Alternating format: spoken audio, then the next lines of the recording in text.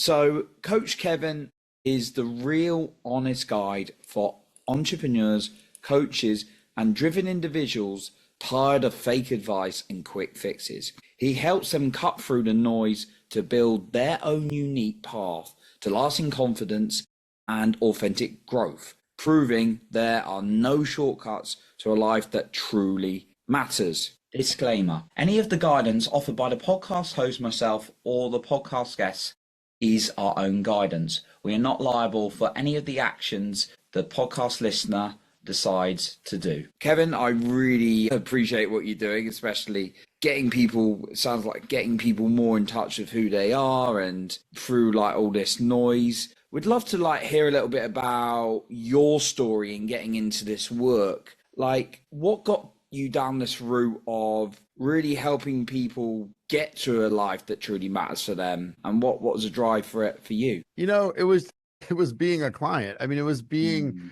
33 years old, checking all the boxes, right? I did it all. Like, I got married, I had kids, I was the Sunday school teacher. I, was great at work. We were making millions. Like I just checked all these boxes. And then after checking all the boxes that I'd ever been taught are going to make me happy, I realized I don't really like my life or who I am in almost any way. And yet I'm quote unquote winning, but I'm not winning. Like, how come I hate my life and I've won?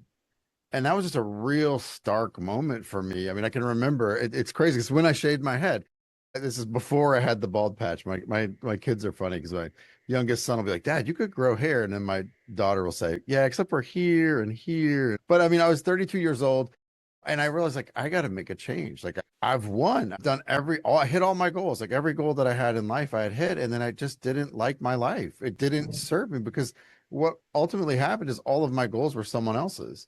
It was someone else's list of here's the things when you do this, you'll be happy.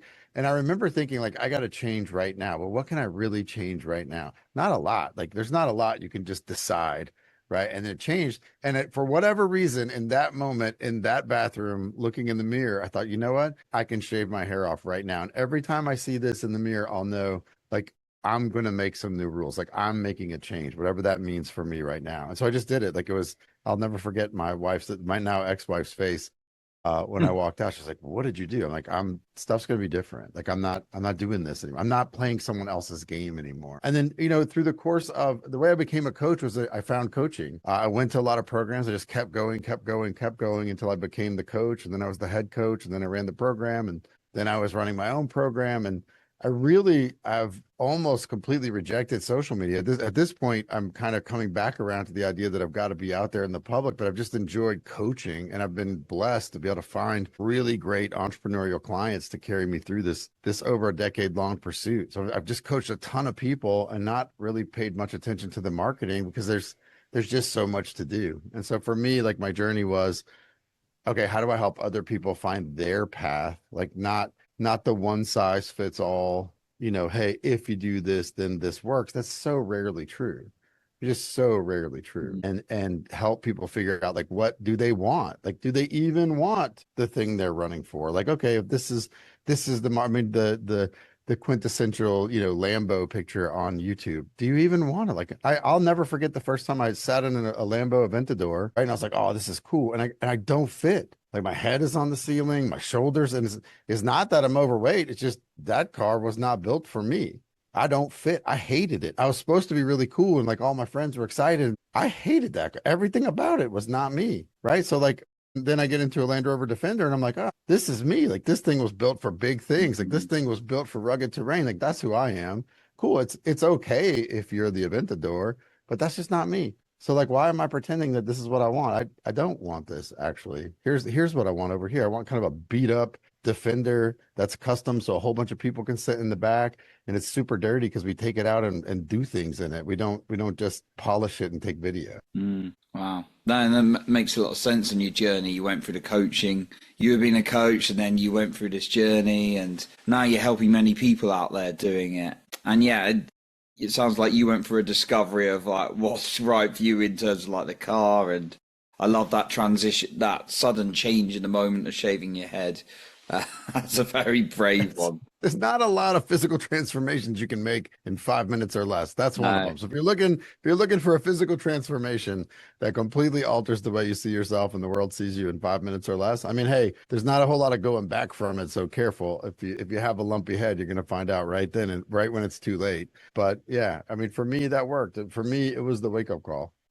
That's I've never heard that before, but I love it. I think that's awesome how you did that in the moment. So that's cool. So there's a lot of people out there, and I've definitely been there in the past of like, "Ah, I don't know what I want. I don't know if I really want this thing, but maybe I don't, but I'm not sure what I want." Like, Hmm. how does someone start to understand more of what is right for them in the world and what they really want? Yeah. So I think the first thing to recognize and understand is that if you don't know what you want, then you already have it. Okay. So if you don't know what you want, then look around. Like what you already have is what you want. If you don't know where you're going, then you're already there. So like look around. Is this really where you want to be? Like, and maybe it is. Like this is not me saying that everybody should be dissatisfied where they are at all. That's not Mm, true. Right. But like, hey, I don't know what I want is kind of half laziness and half lie. Like the half laziness is, hey, we want to be comfortable and we probably want some things that are, we know, like nothing worth a damn is easy. I mean, as soon as you're like 23, right, and dating, you start to figure out that nothing worth a damn is easy. And so we kind of have this part of us that's like, maybe if I want less things, I'll be more comfortable. So it's kind of half like I don't really want to know what I want because I don't really want to have to go do it. And then mm, the other half, I think, is just lying. We don't want to just tell ourselves, hey, because it's hard, right? Like if I spent a lot of my life overweight. And it's like, man, I've been 80 pounds overweight for 10 years and I just want a six pack. And it's hard to want that because I know that I failed at it so much. And so I'll just lie to myself and pretend like I don't want it because then, somehow that's going to make things right. Like it's like this almost like lowering the bar. So therefore I'm succeeding. Right. And so I don't want to admit that I just want to be ripped. Like I want to walk into the room and I want everyone to go, wow, because that seems really petty and I don't have that. So I don't really know, man, maybe if that actually happened, I wouldn't like it. But the truth is, I just want to find out. And so we have this like part of us that doesn't want to tell the truth about what we want. We have this other part that knows if I do tell the truth, I'll have to do a lot of work. And your mind really tries to keep you comfortable as much as mm, possible. Because the truth is, if you just sit back, you know what you want. You mm, know what you really, really want. It's probably way more petty than you want to admit. It's probably way more simple than you want to admit. Like we get so like high minded about like, what do you want? And some people out there, they just want a motorbike to impress someone. And that sounds so mm, petty and stupid. But hey, if that's what you really want, like why not go for it? Like I had a client one time who grew up really poor in New York City and they grew up across from an impound lot. Right. So grew up across from an impound lot. And so all of these really nice cars, right, would get impounded. And so he would watch every nice car come into this lot, but then they were super poor. They really had nothing. Later in his life, he became a billionaire. And guess what he owned? wow. Every one of those cars. There was like these 2 years of cars that he said, I bought all of them. He's like, every car that I could ever remember seeing, I bought it. He's like, I didn't keep it. I sold it. But he's like, but it was a message back to young me that like, hey, we owned all those cars, like all that stuff that you were looking for. Is that shallow? I really don't think so. I think that's him honoring that little boy. Say, hey, man, I'm going to get you some trophies. I'm going to get you the things you wanted. He sold them off. Of course, he doesn't have 400 cars or what. I mean, I don't know, whatever, however many cars it was, but like, of course, he doesn't keep them all forever. But man, what a cool gift to give yourself. And a lot of people will look at that and say, that's petty. That's silly. Well, maybe it is, but it's real. It's what he really wanted. And this guy Mm, worked hard enough, focused enough to be able to give himself the gift of what he wanted, smile about it. Like, does he still own the cars? No, but every single day he knows that he gave poor, struggling him the gift of all those things that he wanted. That's amazing. And most of us have things like that. Most of us have things that we know we want. They seem petty or shallow or whatever. We're not willing to tell the truth about what we want.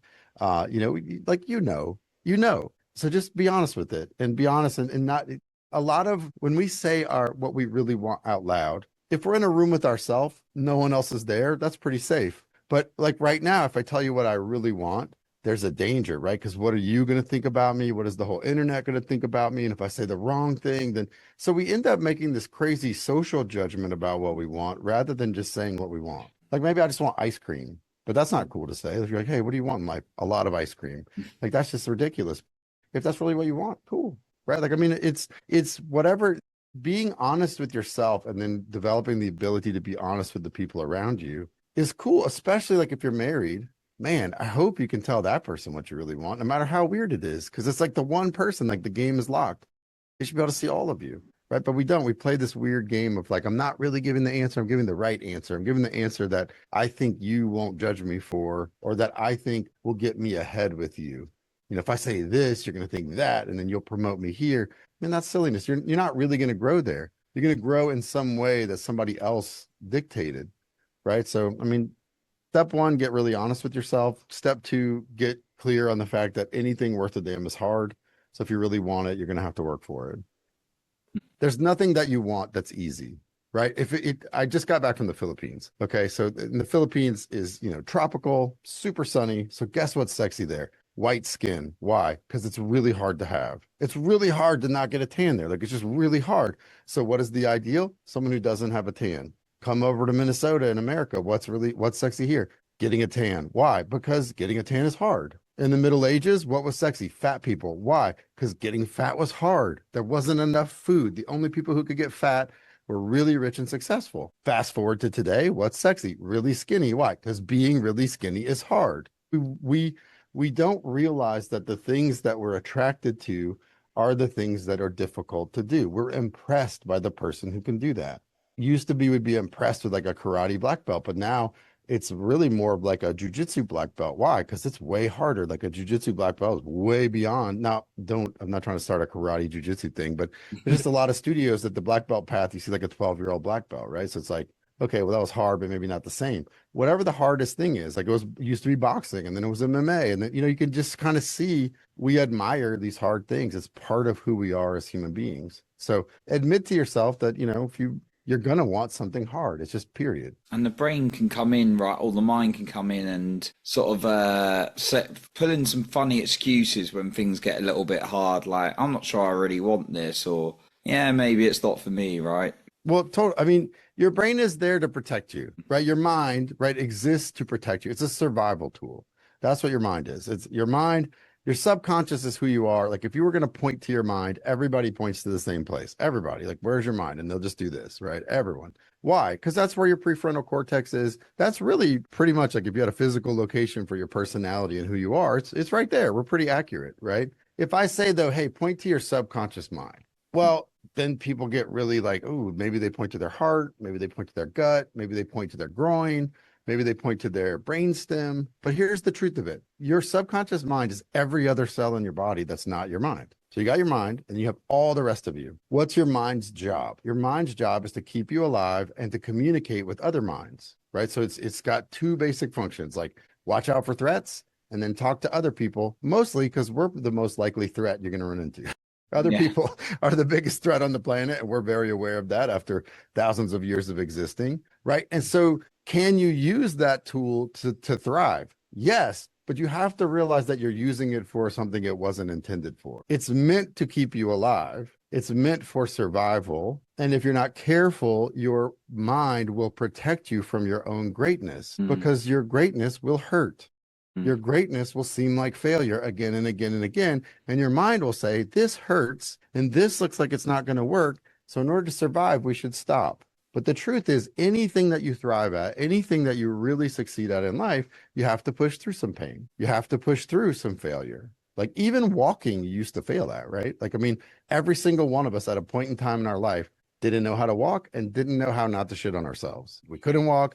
I mean, like we just couldn't, we didn't, but we did what? We learned through failing. We fell a couple times, we figured it out, or maybe we broke an arm, maybe we got a little cut on our head. But over time, we figured out how to walk to the point that now we don't even have to think about walk. That doesn't mean we never failed. And anything that you're great at, you have gone through like a progression of failure. Don't let your mind protect you from your own greatness. Don't let your mind say, oh, well, this hurts and we're failing, so we shouldn't do this. It's using a survival tool to thrive.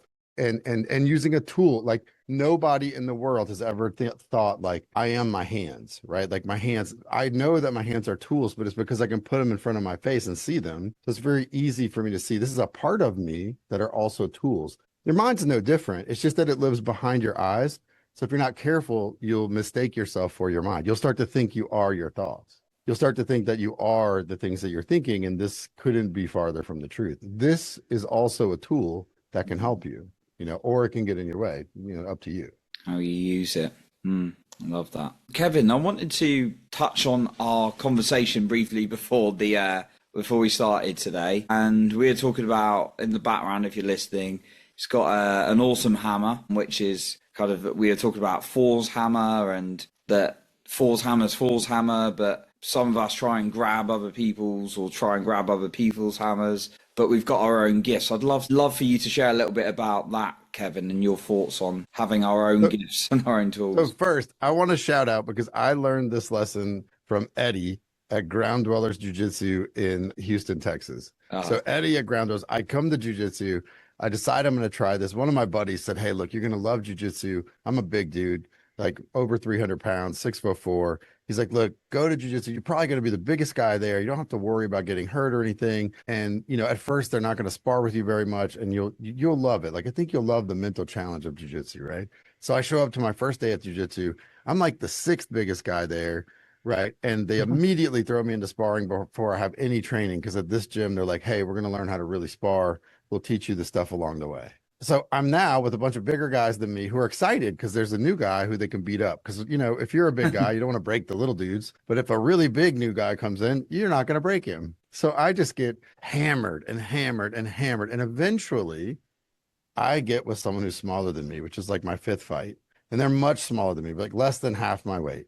Right. And so I actually get the upper hand for a second. I'm on top of them. Coach Eddie comes around. He sees what I'm doing, and he sees that I'm not putting my full weight on the other person. And I'll never forget, he pushed me, like he put his foot on my back and pushed me down and said, hey, man, you only have one advantage in this gym right now. You're bigger than almost everybody. He's like, why in the world would you not use that? He's like, you have no skill. You have no ability to fight, but you're way bigger than that guy. Why are you holding your weight off him? It's your only advantage. And I was just startled. Like, as a big guy, a lot of people are like, oh, go easy, and I had no answer to that. And I'm like, wow, wait a second. He's right. Like, I mean, eventually I had more skill than just being big and laying on people. But the truth is, in that moment, in my like second class ever, that was my skill. Like, that's what I had. I was big. If I could get on top of you and lay down, at least I had that going for me. I didn't know much else. Now, what the hell does that have to do with Thor's hammer? Well, the thing about Thor's hammer is, and the thing that I learned from Coach Eddie is, Thor's hammer, only he could carry it, right? And I think it's called Mjolnir. I don't know. I'm sorry to anyone. I'm sorry to anyone whose language that is, that I'm saying it wrong. But that hammer, only he could carry it, right? And that doesn't mean I could carry it. Like, I think the rival kind of person says, well, no, I could do it. No, it was his work. Like, his work. That hammer let him do his work. And I feel like in every life, we have a work that we can do, right? We were created for something. If you go to jujitsu or martial arts, everybody has a certain geometry, and that geometry is going to dictate what moves they can do versus what moves they're going to have a hard time with. And if I try to play as a little guy, I lose every time, every single time. But if I play as what I am, I might not win every time, but at least, hey, I have a chance because I'm doing the work I was built for. Right. My father used to always tell me, hey, Kevin, God built you to lift heavy things. Like, don't waste time with little stuff. He built you to lift heavy things. And when I was young, I thought that meant like weights and oysters. We were oystermen, so everything we did was heavy. But I see now even that has transpired to much, much more in my life, right? It's being who you are. Like, there is legend in every life, but it's not the same. It's not the same legend. Like, I have a work that only I can do. You have a work that only you can do. Doing it is optional. You don't have to. Living is optional. Dying, 100% secure. You will die. But will you live? Will you live the legend in your life? That's up to you. And the thing is, if it looks like anyone else, exactly, then it's not you. Right? Everybody else is already taken. Like, you can really just kind of be you. And the more you chase other people, the more frustrated you're going to be in finding who you are and the way you can do it. Now, that doesn't mean you can't learn from them. That doesn't mean you can't try on who they are in order to figure out who you are. But ultimately, you're one of one, right? All statistics breaks down in a set of one. And every single human being on earth is one of one. Right? Just like everybody else. Doesn't mean that's something that binds us, that we're unique. But remember that when you're looking at statistics and it's like, oh, well, 90%, like, I think there's like 3% of people who need less sleep than other people. Right. Everybody who's an entrepreneur thinks they're in that 3%. If 100 guys are in the room, all 100 of them think that they're that 3%, but really only 3 of them are. Who are they? We don't know. Statistics don't really help us know who we are. They just show us what the crowd is, right? And so like we decide who we are. So knowing who you are and what works for you rather than this kind of one size fits all strategy approach that we often hear. I run with some of the most elite coaches, on the planet, and I would do their workouts and I would eat what they eat and just not get the results until I figured out I was insulin resistant, that I had this problem that they didn't have. And I'm like, oh, my body's working different than theirs. So we can eat the same stuff and it does something totally different in my body. I figured that out. And guess what happened? I started getting results. I started doing way different things than they were doing. Why? Because they hadn't wrecked their body. Imagine that one person is a NASCAR race car, or Formula One car. And then the other person is a Winnebago, camper RV. And then you try to run the Winnebago camper RV in the Formula One race. I mean, guess what? It's not going to work. Not only is it not going to work, it's going to break. Like, it's not meant for those forces. Now, that being said, you can't sleep 6 people in a Formula One car, right? So they each have their advantages. Like, what's the perfect car? Well, it depends on what application, right? And so when I got away from, well, this guy's the best and this is what he does, and I said, well, where am I and what do I need? And maybe the last 10 years of bad decisions means I'm not up where I can just do this. Even if I can make myself do it, maybe it isn't healthy for me because I've made a different set of decisions and I have to start where I really am. I can pretend like I could do this. The truth is I'm down here and I need to climb this ladder, right? And I think, again, that comes down to that honesty thing of being really where you are and not pretending that you're someone else or somewhere else. And yeah, what I'm sensing, and I'm just going to ask you, is with entrepreneurship, again, I'm guessing for the entrepreneurs you've worked with, it's some of them are going to resonate with certain strategies maybe and others with other strategies. Because I've seen people go at the same strategy and it's like brilliant for one and not for the other. Sure. Like, not everyone is Alex Hormozy. So what he's going to teach you that he did, maybe there's some principles that are universal, but the way you do it will be very different than the way he did it. Right. You can't just go check the box down like he did. Now, are there some things that are universal? Yeah. But again, it's kind of like jujitsu. There's some things to do, but if you're a certain size, you got to do them a little different.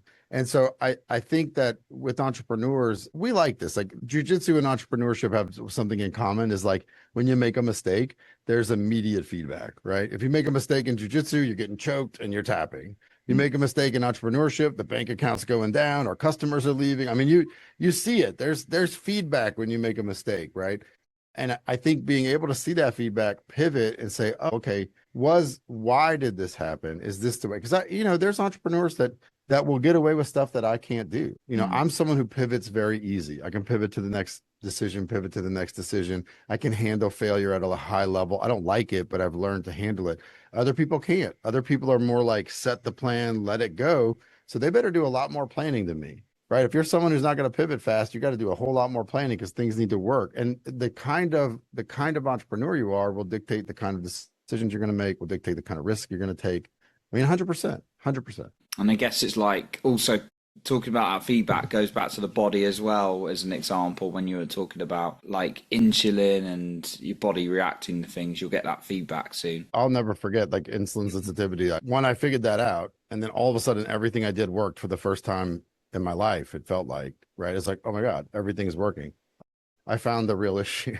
Okay, now I can just keep doing this, right? And that was massive for me. But here's the thing, it wasn't what I was seeing everyone else do, because I was I had made some decisions. And each of us, if you think about your life right now, one way to look at it is it's your life as a lagging indicator of the decisions you've made over the last, say, 5 years, right? About every 7 years, every single cell in your body is new, right? So about every 7 years, you're a completely different being, right? But your life, your relationships, your body, your spiritual journey, your finances, where you are is the lagging indicator of the choices you've made over the last 5 years. And when you look at it that way, it really gives you a much more interesting trajectory forward. Like, you are not the last 90 days. You're the last 5 years. So, hey, if you need to go on a journey physically, awesome. You're overcoming the last 5 years. So what's the next 5 years look like? If you need to go on a recovery journey financially, awesome. What's the last 5 years look like? What were your best decisions? What were your worst decisions? How do you set the tone for the next 5 years?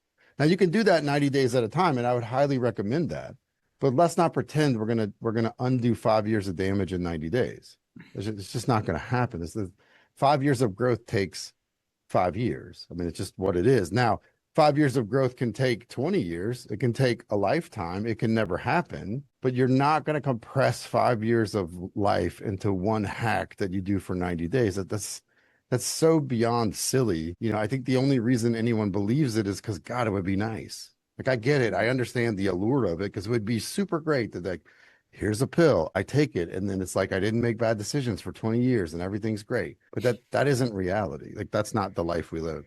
I think there's a lot of quick fixes and things like that kind of in the world. So I like what you're saying here. Yeah, it's there. I think we've grown up with it, right? Like, the internet was the one place you could be yourself. Like, I don't care who you are, you could find a friend on the internet. If you would be completely honest about everything about you on the internet, there's someone else like you because there's 8 billion choices, right? Like, I mean, but instead we used it to create filters and angles and, generated content. And so, you see it, that Instagram kind of reality where it's all just curated and angled and AI filtered. And then with this little finish on it through this lens at this angle, it's sad to me.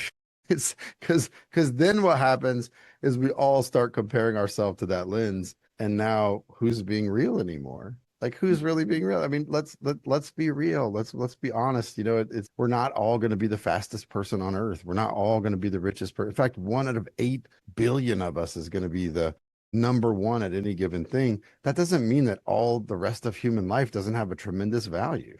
Like, I could be the fittest person in my house, and that could be an example to my kids. I could be the richest person in my family, and that could be an example for generations. I can be the most inspiring person in my town, and that can have the next most inspiring person in that town see that and go even further, right? I mean, that's human existence. That's real. Inspiration. Is there anything you found with like your coaching or your own journey that's really you found as a useful tool or practice to connect to yourself a bit more and really like hear yourself? So I think that, I mean, this is just one of many, but I think that understanding that perfection is a lie, right? But that excellence is achievable. And here's another thing I'll say, and this will sound really weird at first, but I'll come back around. The horizon is a lie, but the journey is achievable, right? If you look out on any journey that you take, you'll see the horizon, right? And it's a super important waypoint. It's how we know we're making forward progress. If you're flying an airplane, the horizon is tremendously important for staying upright and staying in the air. It's so much so that there's a mechanical horizon in the plane in case you can't see the horizon because of clouds, right? But in fact, the horizon does not exist. It is not a real place. You can never stand on the horizon because if you went to the place you're seeing as the horizon now, you would realize that the horizon has quote unquote moved, right? Where does the air touch the land? Everywhere. Where does the air touch the water? Everywhere, right? Our mind, though, creates this horizon to help us orient and move forward. And perfection is the same way. Perfection is not real, right? Like, perfection is not a real thing. It is a perception that helps us to move in a direction, right? So, like, what is the perfect pass in soccer? Or what is the perfect jump in the high jump? Or what is the perfect move in business? Look, at any given moment in your life, you'll have a very clear conception of what your next perfect move is. But remember, it's an orientation tool. It's very important, but it's not real. It's not a real place. The closer you get to that perfection, the farther away you'll feel. It will move, right? If I ask you, like, hey, how's your shooting? What are the things you're bad at in shooting at a target? I mean, you might have a list of 3, 4, 5 things, right? If I ask an expert sniper sharpshooter, what are you bad at in shooting? He's going to have a much longer list than you. He's like, well, I'm not really good from a boat. I really don't hit targets well from a helicopter. I really, when I shoot with my off eye and my off hand, in case that happens in a battle, I'm not good. Like, he's going to have stuff on his list I never even thought of. Why? Because I'm not really expert in that area, right? So, like, it's the same. I'll go back to jujitsu just because I love it. A jujitsu black belt has a much longer list of things he's bad at than a white belt, but not because he's worse, but because he's more aware of all of the things that you could be good at, right? And so this awareness then creates this feeling of, oh, it's getting farther away. But remember, perfection is the horizon. Perfection was never real. It's just a place to help orient you in the direction you want to go. And yes, closing the distance between you and the perfection that you see has a massive value in your life. But don't think you're ever going to get there, right? Be powerfully imperfect. Don't seek perfection. Seek powerful imperfection. right? But can I get things done even though I'm perfect? Can I have a great wife even though I don't like how I look? Can I improve my health even though I may not get all the way to every little thing that I ever wanted, right? Be powerfully imperfect, like get shit done. Powerfully imperfect. It's a journey, and the horizon's never real. That's a really good analogy. I like that. I mean, you could walk around the whole earth if you figured out how to You walk can on water. find, But way cool, Johnny. I'll just assume you can walk on water. You walk around the whole oh, earth and you thanks. never touch the horizon. Yeah, yeah. I'll be running on water, chasing it for weeks. As funny as that sounds, No, I get it. in the metaphor, there's so many people doing exactly that. They're running faster and faster, and they think if I just went a little faster, I'll touch it. A little faster, I'll touch it, and they're finding that it's moving further and further away, right? And that's why powerful imperfection is actually livable. You can actually enjoy and love your life while you're growing. Because playing the perfection game, you will always be miserable in the gap between you and the perfect you. Like, I mean, go to a bodybuilders convention, right? And you're going to find a lot of self-esteem issues, which is weird because honestly, like, if assuming that's your thing, because honestly, these guys have so much of what so many of us want. But then they start comparing each other to each other and they have this really high level. And so now, 8% body fat's not good enough. I want 7. And I'm talking out of it. I am not a bodybuilder. So these numbers are just totally made up, but they have some weird standard that we don't even understand. And so you find what? You find that chase of perfection will create misery. Again, getting closer to it, being powerfully imperfect, taking my next step towards it, love it. It's a great orientation tool.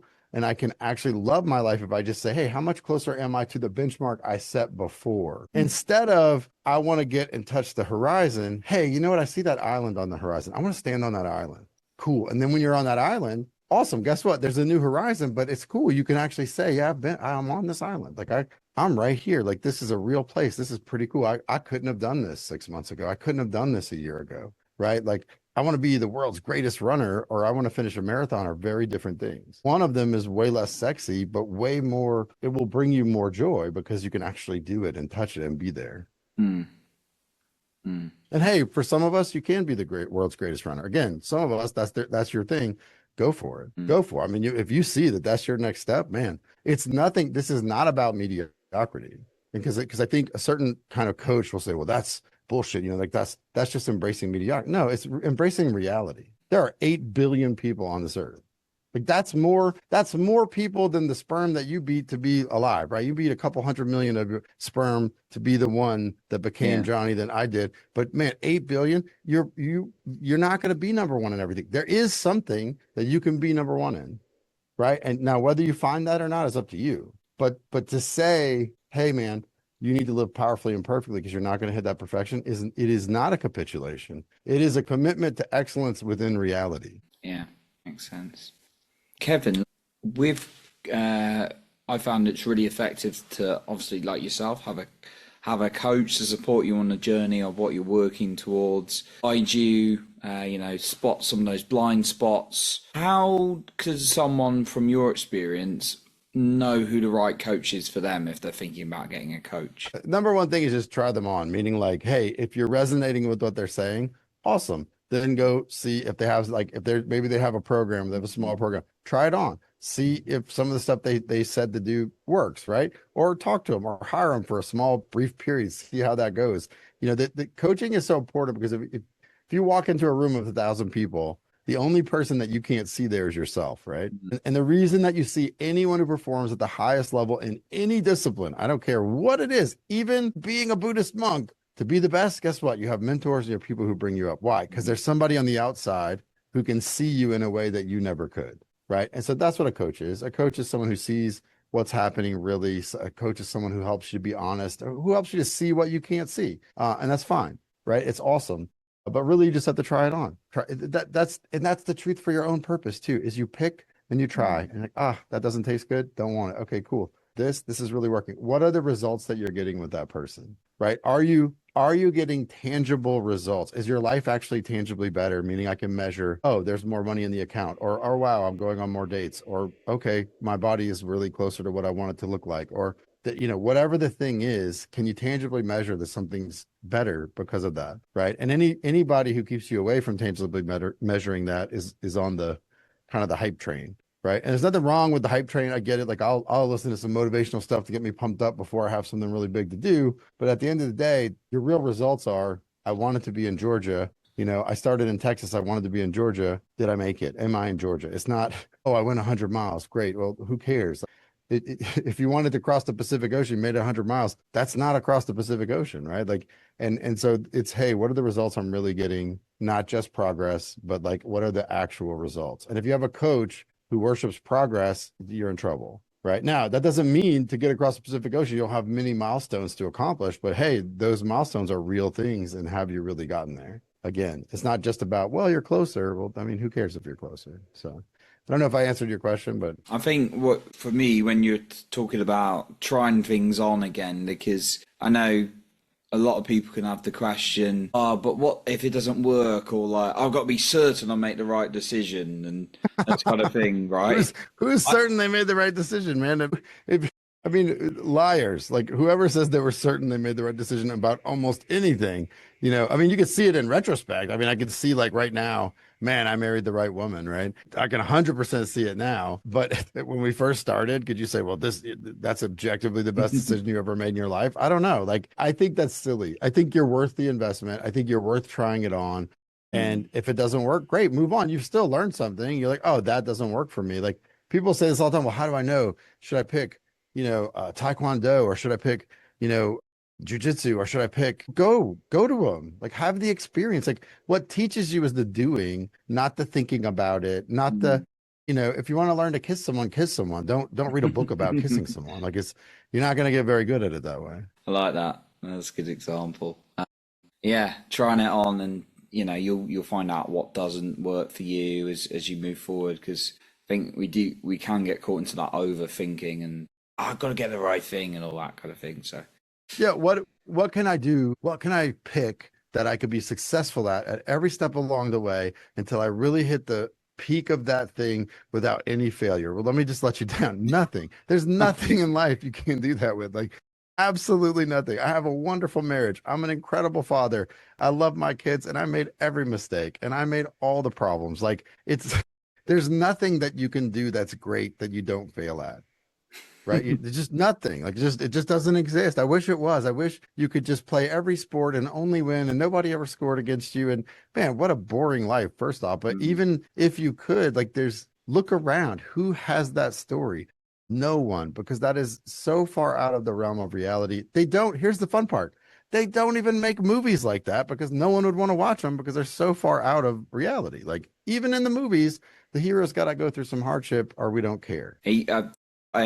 One of the teachers I listen to very carefully, and he's a very successful entrepreneur, but he's also in the self-mastery space. And he was saying, people were like wanting to be certain before they go into business. And it's like, give it 30 seconds before uncertainty shows up in your business. No kidding. No kidding. I mean, there is the only certainty that matters.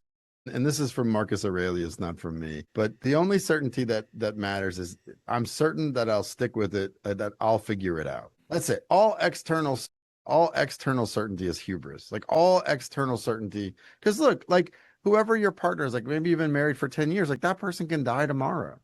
And we can't be certain of anything. And it would be no one's fault. And it would be, you cannot be certain of anything. If we can't even be certain that we're alive tomorrow, externally, what can be, we can though be certain on how we'll show up. That, hey, no matter what comes, I'm going to figure it out. Like that I could be certain of. So that internal certainty of like, look, come what may, I'm going to keep taking the next step. I'm going to do the next thing. But am I certain that the boat I'm on doesn't sink? Am I certain? I mean, I have a reasonable level of feeling about it, or I wouldn't have got on the boat. But at the same time, I think it was Seneca who got shipwrecked like 7 times. And someone said, well, how do you deal with these shipwrecks? He said, well, I just assume every boat I'm on is going to get shipwrecked. And then when it doesn't, I'm really happy when we get there. And, I guess if you've been shipwrecked 6 or 7 times, he's just there waiting for the moment when we wreck so that he can live. And he did again and again and again. He's like, and so if I just approach the journey as if like, hey, the ship might sink, then I'm super happy when I get there. And there's something to that. And it's not nihilist. It's not saying nothing matters. It's just saying, hey, the reality is I can be certain of how I show up, and that's it. I can't really be certain of much else. Coming back to internal certainty, I love it. So, Kevin, I know you're doing a lot to obviously support people personally through their missions, and you've got your services out there. So I would love to like hear a little bit about, as we wrap up today, where the listener can find you, where's the best place, and from all the golden nuggets you shared today, is there anything you'd like to leave us with today as a final few words? I will tell you that you can find me on pretty much all socials at It's Coach Kevin, at It's Coach Kevin. My website, same, it's coachkevin.com. We've got an app we're about to come out with for Living Legend and a book that's coming soon. But I don't care about that. Like what I care about is go make mistakes. Like that's how you learn. Like go make mistakes until you don't make mistakes. And I don't mean do the stupid thing you know doesn't work that you did last time. I mean, if you're making new mistakes, that's the road to mastery. So like go make the next mistake. Like that's it. Like we're so afraid. And I mean, I didn't grow up in a time when everything I did was videoed and put on the internet. So I have a lot of compassion for, my kids and younger people, but so what? Go make the mistake anyway, because that's how you learn. Everything that we learn is through experience. It's not through knowledge. It's not through books. It's through experience. Right. And so go have the experience, go drink in life, go make that mistake. If your struggle is relationships, go try to have them, go try to interact, go. If you've been hurt, great. That means you've been loved. Like there's no way to love and not be hurt. It's not possible. So go make the next mistake. I just think so many people sit and listen to things like this or study so that they don't make mistakes. And that just isn't possible. Like it's not possible. There are many, many things that we do that are mistakes. And if we persevere through that, then we can have the success. And then the success matters. But if you're not willing to muddle through 1, 2, 3, 10, 100 mistakes, you're not going to do much of anything great. And there is something in you that's great. There is some work for you and only you that you can do. And I hope you find that. And I hope you make all the mistakes that it takes to be that person. I love that, giving people permission to really make mistakes because we're scared to, but it's all part of the process. No, thank you, Kevin, for everything you shared and all the work you're doing. Been a pleasure having you on the show today. Thank you very much. Appreciate you. Thank you. So that concludes our episode for today. And remember to lead with your heart and not with fear.